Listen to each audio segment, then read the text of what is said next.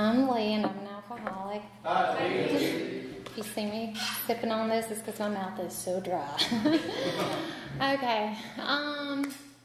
My sobriety date is November 1st, 2013, and I do have a sponsor, and I just want to say thank you for letting me share my story tonight. It's always a privilege to be able to be of service to AA and to give back a program that has absolutely given me my life back. And thank you, Ariana, for asking me. So my story, I'll just jump into it. It kind of begins with my parents. They were 15 and 17 when they met. They were married. They dated for 5 years, got married. They were married for 3 years and had my brother, and waited 3 more years and had me. And so that should have set a really good, firm foundation, and it was such a loving home that I should have had, just success from that alone by today's society standards. But that wasn't the way that my story played out, and the success didn't come until I got sober. So I grew up in a very monogamous home, a very loving home. We lived paycheck to paycheck, but we had everything we needed and a little bit of what we wanted kind of lifestyle whenever I was younger.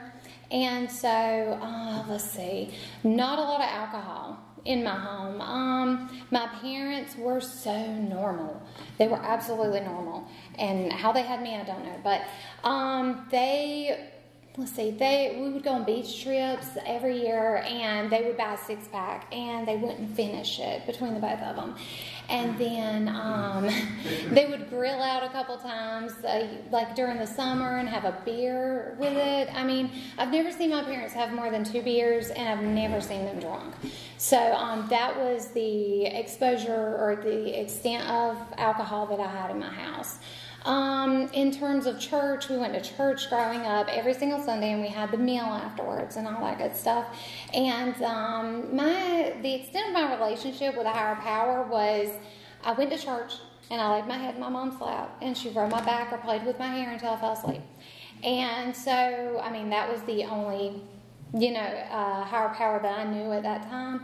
Outside of church, my mom would always say these little snippets. The only real thing that was said about God or higher power was she would be scrubbing the bathtub, and cleanliness is next to godliness, and more stars on our crown in heaven when we were going through a hard time or something like that. Just those little one-liners and stuff. So I knew that God existed, and I didn't have an issue with it. There was no pushback or anything like that. It was just he was kind of over there and I was over here, and we weren't really interested in each other. And that was kind of my thought process of God. I think I thought he might have judged a little bit and stuff like that, but that was about it.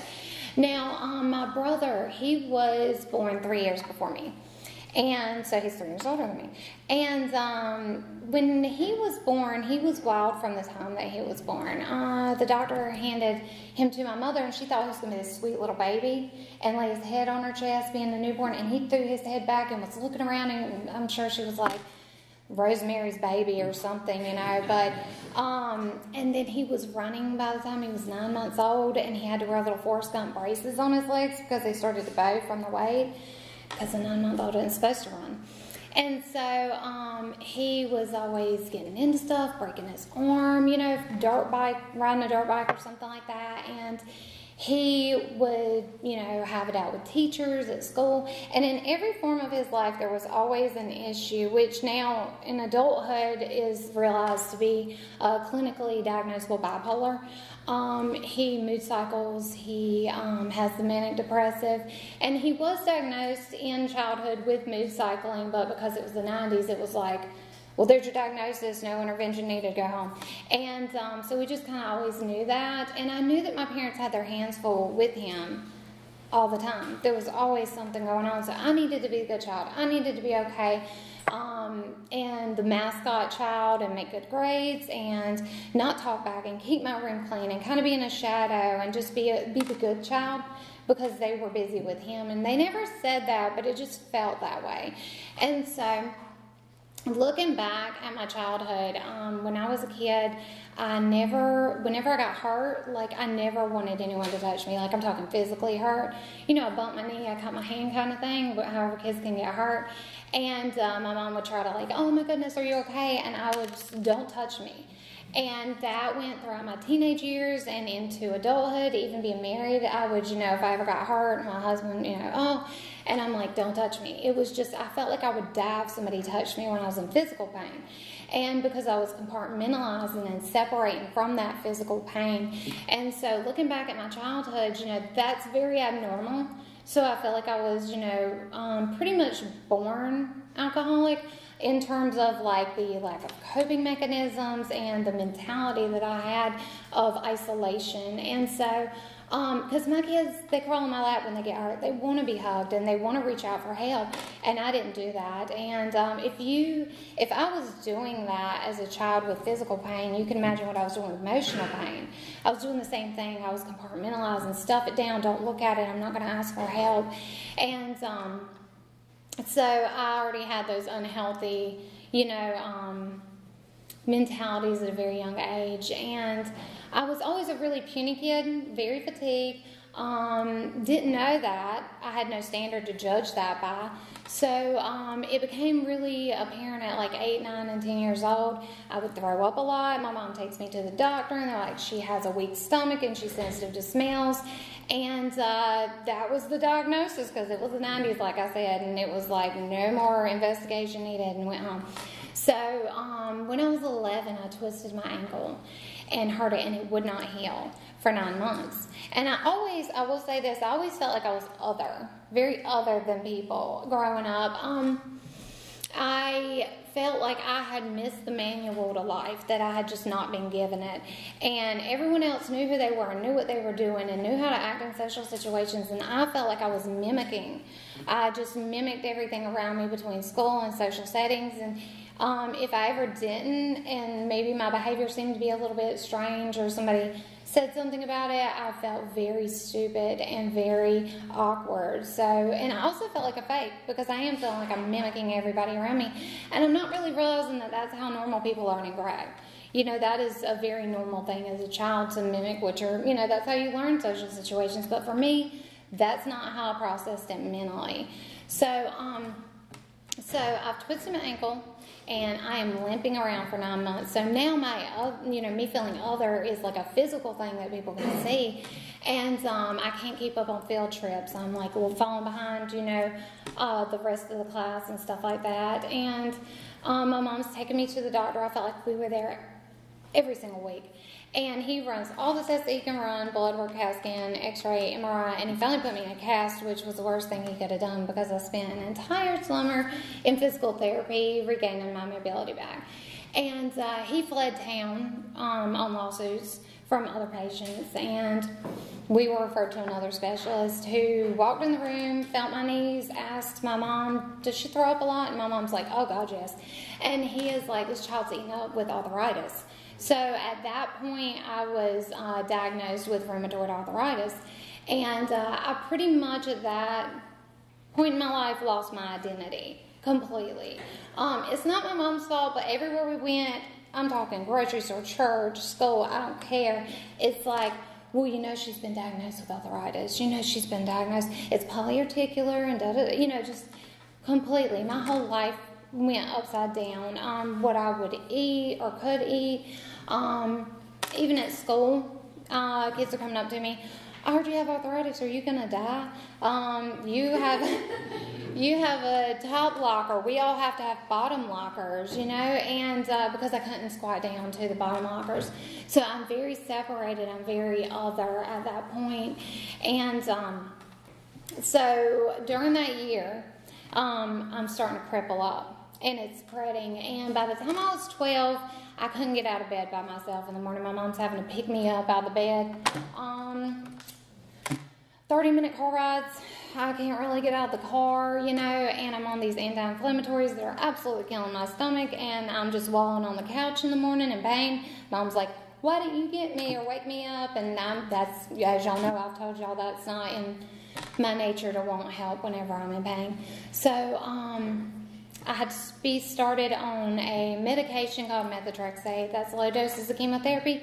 Super strong, super harsh drug.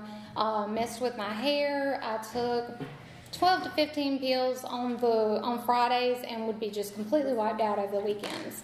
And any kind of social life that I had at that point was absolutely either non-existent, or you're having to choose between going to the skate party and a sleepover, because you know you can't do both because it'll wipe you out too bad.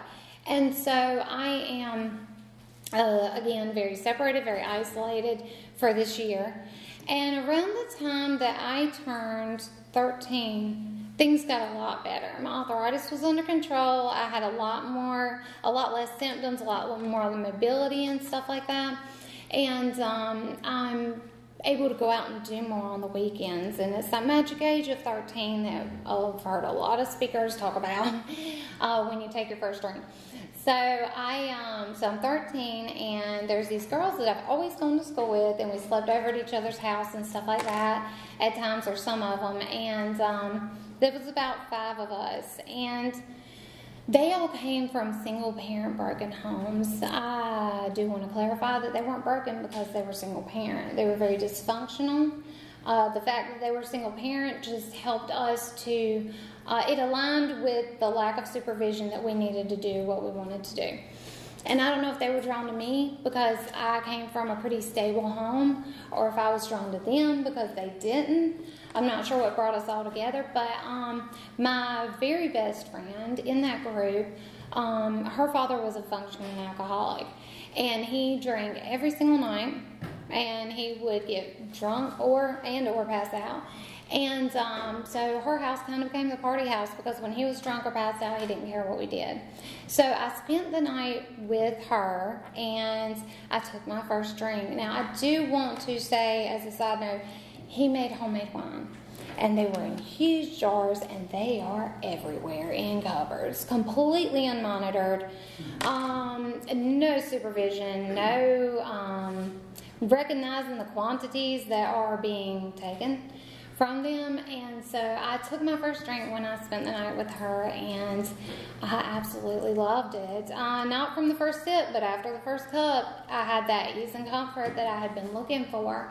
I didn't do it because I was socially awkward, because I tend to be a social butterfly, but I knew that, like, okay, I'm going to try this, but it wasn't to experiment after that first cup. It was absolutely, I knew what I wanted to do and what my end game was. Whenever I felt that, the obsession hit me so immediately, like, I have got to have more of this. And so I went into a brownout that night. It wasn't quite a blackout. I don't remember bits and pieces, but I remember most of the night. And I woke up the next morning, didn't have a hangover, and was so ready to do it again. So that went on for about a year, and confined to the weekends. Like, just, partying every weekend, drinking. My parents have no idea what's going on. They are seeing, okay, we have a daughter whose arthritis is better. She's socially well-rounded, and she is making good grades, and so I'm living this double life already at this age. And so I continued for that whole year to, drink on the weekends. And then my friends would invite their cousins over who were older. And they actually came to party with my friend's dad, but they ended up always inevitably partying with us.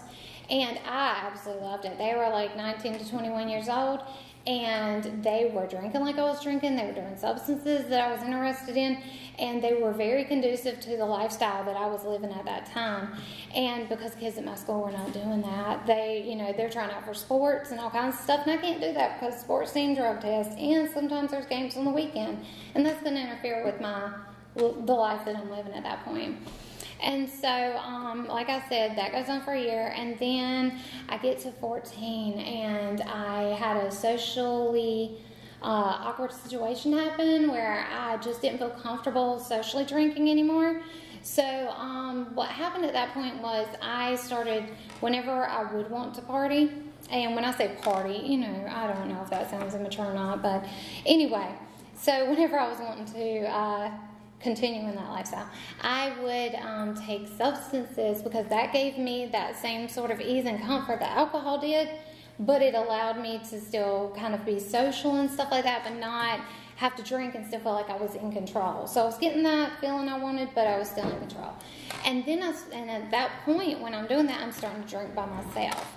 So I'm laying out of school sick. My parents have no reason to think I'm lying because I'd never done it before. And so I'm like, oh, I don't feel good, and I can't believe school didn't call because I was missing like a day every week, for months. And I would stay home all day and drink, and I was falling into a terrible depression, and I was contemplating suicide pretty heavily. A couple things were holding me back, just not being able to figure out where to do it, and my parents found me and things like that. And so I would only drink by myself or around some close girlfriends. And so after about 4 months, I was able to pull myself out of that. But during that time, I do remember an incident where, I had been home drinking all day long. And my mom she is the senior examiner over 2 DMVs in 2 counties. And I have my permit. So I'm driving, and I realized, she's like, why are you swerving so much? And I realized, oh my God, I'm drunk. And I'm driving my mom, and she is the, and so I didn't feel any kind of shame or guilt or anything with that. It was just an observation that I had, and I had just gotten so used to how I felt when I was drunk that I didn't even realize I was drunk. And so I pull out of that depression after about 4 months, and I can see at this point my alcoholism progressing because it's no longer confined to weekends. Now it's after school, and I am going home with my friends after school, and we're finishing what's left over from the weekend, hanging out on the dock, or I'm going home by myself and doing that. And so and that went on for probably 6 to 8 months, I think, until I discovered prescription medication, because that was also a similar feeling. Can't drink and go to school because people smell it, I'll act weird, the jig might be up. But this has given me enough to get by until I can get out of school and drink. So at this point, it's bled into every single part of my life, every single day. All throughout my school day, I am kind of coming to in third block and not really remembering my first 2 classes that I had that day. And it really breaks my heart because I was a really smart kid. I was 6 weeks ahead in one class with my work, and the teacher didn't have any work to give me. So he tried to start me on the next 6 weeks. And he didn't really care if I did it, so I chose to put my head down for 6 weeks in that class and sleep through it. And so life is going on. It goes on like this for about 6 months, where I'm just doing something every day, all day, depending on what that is, depending on what situation I'm in, and what I can get away with. And so the best thing that could happen happened. My mom discovered the prescription medication. She never discovered the alcohol, go figure that. But she found, and they're smaller, what in the world? And so she found it and asked me about it, and of course I lied. I'm like, oh, a friend gave it to me, I was going to throw it away. And she believed me, or either she really wanted to believe me. And so, but that was the first time in terms of any kind of addiction, substance, alcohol, whatever, non-sobriety related thing that I felt shame and guilt, and because I could feel that disappointment in her. And I was devastated. And I still had a moral compass at that point, so it really affected me. And so I quit everything. I quit drinking. I quit any extra stuff, and completely withdrew from it. Fell into a pretty hardcore depression, because at that time, being young, I didn't understand that when your body is physically dependent on something and then you completely snatch it away, there's going to be side effects. And it's going to come in the form of chemical imbalances and depression and things like that. And so I quit wearing makeup. I would take a shower in the morning, wash my hair, go to school with it wet. I looked like a little wet rat walking in school, and I didn't care. And that might not mean a lot to a lot of people, but when you are a 10th grade girl and you are not, normally we are self-conscious, and conscientious of our, taking pride in our personal appearance, and that was just out the window at that point. And at that same point in time, I'm getting a job, I'm getting my license, and of course, drug test, and, you know, all that good stuff, and I'm not going to drink and drive, so all these things are, you know, out the window for me while my friends are continuing to party and get to live their normal lives, and I'm having to learn to be responsible. And I was dating somebody, and I had been dating him at that point for about a year, and anyway, so the best thing that could have happened to me happened, because I was in such a dark place. I was so isolated and so depressed, and I just didn't have any hope for the future, because I never really did.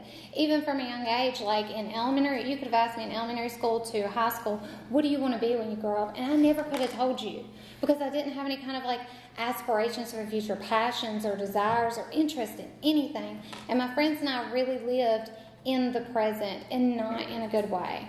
So I was already like that, and then now here I am, you know, no aspirations for the future again, but I also don't have anything to numb out the pain and to take that away, or to take away any kind of angst or social awkwardness or whatever. And so the best thing that could have happened to me. I got pregnant, and that sounds like kind of wild, because that's not a typical statement. Like, it was a great thing I got pregnant at 16, and so but it was really good, because it saved me from going down a dark path, but it also robbed me from hitting my bottom sooner. And so, but I do remember being very thankful at that time that I didn't have to worry about, is anything going to be wrong with her because I wasn't partying the way I had been. So God knows before we do, you know, the plans, and He laid that out and lined that up, and I absolutely believe that. And she was definitely a surprise. She brought meaning back into my life, and it wasn't like, oh, I'm this teenager who's going to try to get pregnant, so I'll have a purpose to life. That was a byproduct, and it was a really wonderful one. And my world had been set back on its axis, and for the first time in my life, I had this like passion, you know, this like forward thinking that I had never had before, of seeing a future and a purpose to grow towards. And so the pregnancy was overall healthy until I was 6 months, and my water broke. And then I was sent to Chapel Hill. I stayed there for a month on bed rest, and that is isolation. I lost a lot of social skills. Being in a hospital room for a whole month, 2 hours away from everybody you know, and you can talk on the phone all you want to people. It does not supplement face-to-face and human contact. And my parents tried to visit me on the weekends, but still, I was very isolated. I was very other again. I'm a teenager. I'm pregnant. I'm very separated from what my friends were doing, but it really was a good thing, because it pulled me away from that group of people, and to be healthy for a little while. And so she was born 2 months early, very healthy, other than being preemie. She's in the hospital for a month. She comes home, and I used to say, oh, she saved me. She saved me. And that just wasn't the case. She just delayed what was to come. And so during my pregnancy, I am, you know, sober. I'm not doing anything anyway. But I'm dang sure not working a program. And so then I breastfeed, so that buys me more time. It's very circumstantial. And then when I'm finished breastfeeding and everything, I can see my alcoholism start to creep back in the form of peach schnapps hidden in my closet. And she's in bed at night, and I'm just going to have a drink, you know. I'm being responsible. I'm a responsible, good mother, because I only drink when my baby's in the bed, and there's adults in the house. That's how I justified it to myself. There are adults in the house who, if anything happened, they're here. I feel really good about it. And so, like I said, I was just justifying my own delusion to myself at that point. And so I'm drinking at night at this point. And I'm 17 going into 18 years old, and I hurt my knee. And my arthritis comes back with just absolute ravages it. And I have to get a handicap placard because I can't walk across the parking lot. And I don't blame the doctor per se, but I do think it's naive to give a 17-year-old medication that's 160 count. And so with me, with my past, no backward thinking and saying, you know, like, oh, look where you've come from, and what might happen again, and not having any kind of defenses because I had no knowledge of the program, I am I am pretty defenseless at that point. I don't have any tools in my toolbox. So it's back to what I was doing before. Substances during the day, alcohol at night, where I'm being a responsible parent because I have more energy now and I can run with my baby and I'm super mom, but then at night when she's in bed, I can actually relax and do what I want to do and drink. And so this goes on for about, I would say, a year or two, cycling. Not constant though, I have 2 months where I'm not doing anything and then 3 months where I am drinking, and there was never a rhyme or reason to that. But around 19, her father and I discontinued our relationship. We were both in phases in our life, and he's a really good guy, but he was just arrogant at the time, and I was restless and discontent. So we discontinued our relationship, and for about 6 months, I'm ebbing and flowing, drinking, not drinking. And I meet the man that's going to become my husband. And we both had major red flags. And we did not even care. Like, I was willing to overlook them, and he was too. He could see them in me. He could see, the alcohol and whatnot. And then I could see, like, possessiveness and anger and things like that. But we were so smitten with each other that we were really willing to overlook that. And so we got married, and and in that first year we had my son, my second child. And it's so funny because when I first came into AA, I was always like, I would say that, I swear y'all, I would say, I had a year of sobriety one time, and it was like a couple years into being sober before I realized, oh my God, I've been lying, because I was trying to control drinking. So I drank about 6 or 7 times that year, trying to do controlled drinking, and this is when my son is like 1 going to 2 years old. And so I would try to control my drinking, and I would get a little tipsy, but I never really got drunk. So I was like, I completely blocked that out of my mind and told people, like, for years. Like, oh yeah, I had a year between like 20 and 22 when I was sober. Total lie. And I was going to church trying to figure out what was wrong with me, and I didn't know what was wrong with me, and I couldn't tell the preacher. I'm sitting down with him for 2 hours after church, and he's thinking I'm just like searching like from a theological, standpoint of looking for God, and I am, but I don't know that I'm having issues with alcohol, and I didn't know to tell him that for him to help me. So clearly that went nowhere. And so at this point, my marriage is absolutely deteriorated. There is, and in terms of a higher power, he's there, but we do not. We're not even looking at each other. I knew he existed, and I accepted that, but I just really felt a little bit judged at that point in my life. And so my relationship is absolutely deteriorated. His red flags are in full glare. My character defects are coming out. And we decided that, we didn't go to marriage counseling, but we decided to fix it like a lot of people do. We were like, let's have another baby. And that is going to fix everything. So we are in this honeymoon phase at this point where, like, he's on his best behavior and I'm not doing anything, so he's happy about that. I'm not drinking or anything, and life's good, like, great. And it was great throughout the pregnancy, and then I had her. And naturally, again, I say, breastfeeding did not allow me to do what I wanted to do. So it was very circumstantial. It was not of my own will. And so then I get done with that, and man, it was doing push-ups the whole time and waiting for me to come back to it, because it came back. And our relationship naturally plummeted and, again, deteriorated.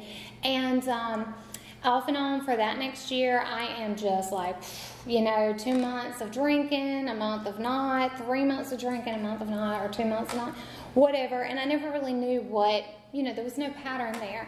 It was just a fleeting thought, and boom, I'm doing it. And so I was in about 2 months sobriety, and I got pregnant again. And we don't know how that happened, because we were like, immaculate conception, I don't know, because we know how that happens, and we were not sure. And it was just like, oh my God, but we accepted it really quickly. And we were excited, and then his family's excited, and all of that. And we go to the doctor, and the heartbeat has not started. And so my doctor tells me, you're going to have a miscarriage. And I was like, okay. And I was not informed of all the complications. And, issues that can come with that. And so I'm not able to process any kind of emotional pain from this because naturally already I have it in me that I'm going to stuff this down. I'm not going to deal with this or process it in any kind of healthy way. And so I have 3 kids at home to take care of and a very toxic relationship going on, and I'm already pretty unmanageable, so I'm not going to deal with that. And there were super big complications with that miscarriage. It went on for about 6 weeks. I almost had to be hospitalized, and I'm at the doctor every single week, you know, in pain, doubled over. And she is, of course, you know, writing me prescriptions, and I'm sitting there drinking my pain away, my emotional pain, numbing that out. And it was at that point, at the end of that 6 weeks, when I was getting a little bit better, that I had my first seizure. And so it wasn't like, you know, it's a grand mal, but it wasn't like, oh, I fell to the ground and shook. When I do something, I'm going to do it. And I did it. I fell back, hit my head on the counter, had to get 6 staples in my head. And of course, in the hospital, they're giving me morphine and sending me home with another prescription. I'm drinking at night. And that next year was the year that I spiraled absolutely, completely out of control.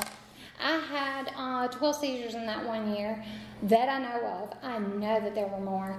And one of them, I fell and hit a door frame and broke my nose. Had to have it reset. I had one in the shower, could have drowned. I could have fell on one of my children, and I didn't care. You know, I couldn't stop, and it was absolutely induced from mixing medications with alcohol. And I just couldn't stop, and it became an absolute obsession. There were no stints of sobriety or any kind of, you know, dry, whatever, nothing. Like, there was no time in between. It was every single day something. And it was my God, and I would pray at his altar every chance I got. I didn't care about anybody or anything. My children did not come first. It came number 1. My children came number 2, 3, 4, wherever they fell in line. I was there. I kept them alive on the basic level that you keep kids alive. You feed them, you bathe them, you go through the motions with them. But I was so emotionally unavailable during that time. My relationship at that point has gotten absolutely worse. He was trying to keep me under control. And God bless him for that. In the ways that he knew how, that comes in the form of taking car keys, debit card, whatever he can do to try to, you know, lying to try to protect reputations, like went the whole 9 yards. And so that went on for about a year. And I am just completely out of control, and nothing else matters to me in the whole wide world except for that feeling. Because at this point, I can't function without it. I can't live with myself and who I am. And so I left him under the guise of it's a really bad relationship, and he has anger issues, and all of this is true, and I needed to. But I also didn't do it for the right reasons. He was hindering me from doing what I wanted to do, and I wanted to feel the way I wanted to feel. And keeping me from, you know, drinking is keeping me from feeling the way I want to feel. So I left him and moved in with my parents. And it took them 2 weeks to figure out what was going on. And my dad took off. We took off work for about a week.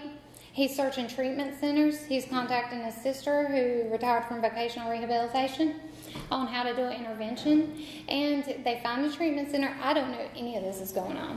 And they woke me up at like 6 in the morning. And they were, let me check the time real quick. Yeah, so they woke me up at 6 in the morning, and they bring me up front, and there's my husband, mom, dad, and my aunt. And they do a complete intervention. My dad is crying. He's going, I'm so sorry I have failed you. He's hugging me. And I can't feel anything. I have no emotions. That should have ripped my heart out and stomped it on the floor, but it didn't. I just didn't feel anything. And I was just completely numb, completely at my bottom, like I was drowning. And I had known it for 6 months, and the only way that I knew that I would get out was suicide. Because I didn't know about the program. The only thing that I knew about the program was that punchline in those sitcoms where they're like, well, you know, the first step is admitting you have a problem. And that was all I knew about AA. I didn't know any of the steps. And so, or that there was another way out. I just thought one day this isn't going to work anymore. I'm not going to be able to get alcohol. And I'm going to have to kill myself because I can't live with myself I can't look, you could be like this, but I can't live without it. And so I grabbed onto that lifesaver like a drowning man. I ran into treatment with my arms absolutely wide open, no reservations, wanting a new way of life. So I go to the treatment center. They take me there that day. They're like, we got the kids. We are going to make this happen for you. Go. And I'm like, yes.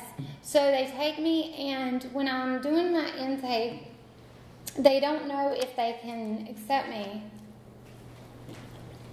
because of the amount of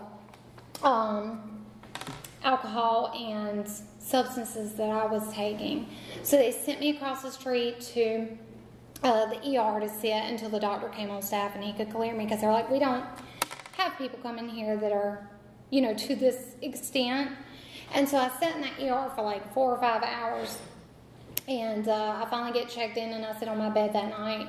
It's like 11 o'clock at night, and I'm thinking, oh my God, I've been dropped off here with all of these drug addicts and these like bottom of the barrel people that are fiending, and they're probably going to rob me. And I woke up the next morning and met them, and that wasn't true. They were just like me, and they had families, and they had lives, and they had jobs, and they just wanted to get better. And that was the first time I've seen the similarities that they tell you to look for when you come in here.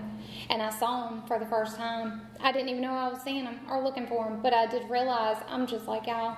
And so I went through the program, or the 30 days, and it was a 12-step based treatment center, so they didn't take you through the steps, but they did teach you what they were about. They had classes, and I remember writing, going to my parents like, oh my gosh, there's these 12 steps, and they're amazing, and they're going to be my salvation. And I was just very excited about them, and the obsession had been removed, and it has never come back. I have fleeting thoughts, I have triggers, but my obsession's never come back since I left treatment, and that in and of itself is an absolute miracle. So I left the treatment center, and my husband at the time gave me a choice. He said, you can come back with me, or I'm taking the kids. And so at that point, a lot of people would have made different decisions than I made. I couldn't live without my kids, so I needed to be back with them. But I knew that I would not be able to work my program in the way that I really wanted to, because we had a agreement that he would go get help for himself, and I was getting help for myself, and that didn't happen, and that's okay for him. But I just knew that I wouldn't be able to do the things I needed to do. So I needed to bide my time. And he drove me to and from meetings, which limited my meetings every week. I couldn't get a sponsor. What are you going to tell them? You're not going to tell them things, and da-da-da. So I knew I couldn't leave without having some sobriety, or at least distance between the treatment center and myself under my belt. So I used those meetings for 2 years. And I listened, and I tried my best to implement them in the outside world to the best of my ability. My willingness was so strong that I wanted to be sober more than I wanted to do anything else, that I stayed sober. And I do not ever, for years I would say, I don't even like telling my story or telling people that part, because I don't want to encourage other people to think that they can do that. It's a horrible idea. But I did stay sober through it. And, so about 2 years in, I'm feeling and I'm sitting in meetings, I'm hearing other people working their steps, and I'm feeling this weight of I'm not doing it. I'm not doing what I'm supposed to be doing. That, and y'all know what that feels like. I'm sure some of y'all do whenever you get into that little rut where you just know you're not doing it. It doesn't feel good. And so the misery outweighed the fear of leaving, and I did, and I exited that relationship, and I was able to start going to more meetings. I was able to get a sponsor, and I remember asking her to be my sponsor, and it was like asking somebody on a date. I was so nervous, and she said yes, and we started sitting down and going through the big book, and she became my backbone. She was the first person and woman that I could ever really trust like that, to just disclose everything to. And she taught me how to look people in the eye. I wasn't even looking people in the eye at that point. And she built me up constantly, words of affirmation. And when we're going through this big book, and obviously, we did our steps, and we, 4th and 5th step, uncover, discover, discard, removing all that stuff that's between me and God, so that I can develop a relationship with Him, because I'm of the educational variety. I did not have a burning bush moment. And so we're going through the big book, and she is pointing out, you know, these things. And she's like, so when you sponsor somebody, you're going to want to point this out to them. And I swear she did that like every 3 times we met. And I would be like, in my head, internal dialogue, skirt, what? Me sponsor somebody? Like, no, I don't have time. I don't have anything to offer. How am I going to tell somebody how to live their life when I don't even know what I'm doing? Like, all these thoughts are going through my head. And it wasn't until we were reading that something finally clicked. And I said, if I don't hold my hand out to the next woman, there's not going to be anybody here to do that for the next person. You know, there's not going to be a person that's able to help them. And this woman has sat down with me completely motive-free to help another alcoholic. No monetary motivation, no nothing. Like, just to help another person. And that was going to be my obligation. So the time came, and the first woman asked me to sponsor her. And I said no immediately. I was like, nope. And so I call my sponsor, and she's like, if you want to help this woman, I really think you should. You've been through these steps. You know what you're doing. You've already been through them. There's nothing to be scared of. Take her through them. Show her the way. So I called the woman, and I was like, yes, I will sponsor you. And I sat down with her and started going through a big book.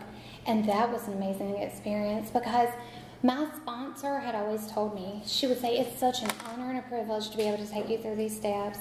And she would say that about other women she sponsored, and I never understood what she meant until that moment when I was able to help another woman and take her through these steps and see that light come back on in her eyes and the optimism for the future come back, and her to have that forward thinking and grow her own backbone and be excited about sobriety. And it was just the most amazing thing to be able to work with another woman. And I didn't even know how to pray. Whenever I started meeting with my sponsor, she would bust it out like that. She would break that big book open and say, before we read, we're going to pray. And she had such an intimate relationship with a higher power that I had never had or known could exist.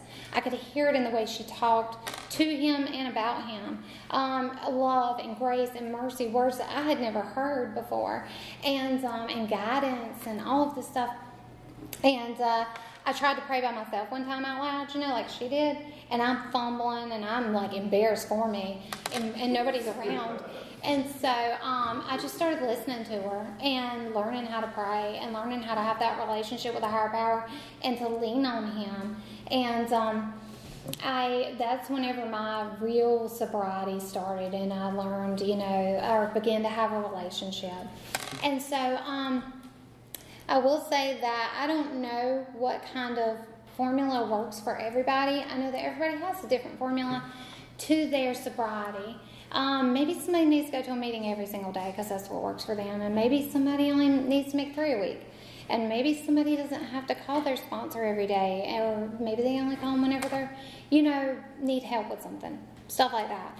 But for me, my formula is I have to continue to go to meetings every single week.